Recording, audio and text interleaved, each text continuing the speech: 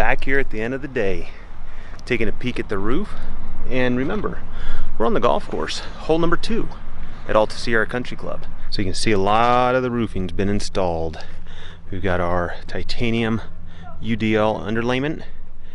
We also have our satellite dish mount. Thank you, Brendan and Marianne over at Don Adams Satellite, for taking care of this homeowner's place.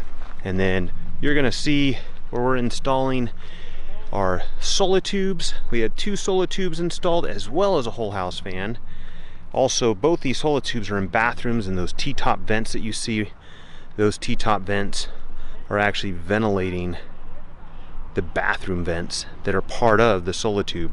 They have a really unique fan that's a secondary fan, not connected to your ceiling deck. It's actually in the attic, so it's a lot quieter.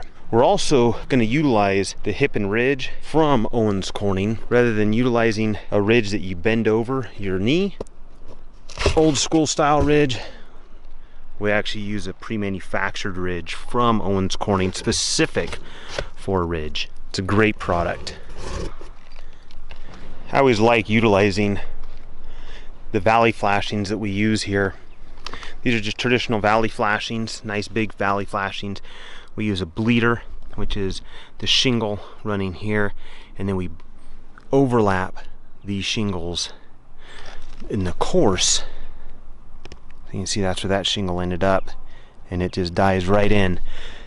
That way it keeps your valley nice and clear of debris, so that it's gonna function properly. We're getting wrapped up here. We'll be finishing up gutters in a few days, and we'll show you what that looks like.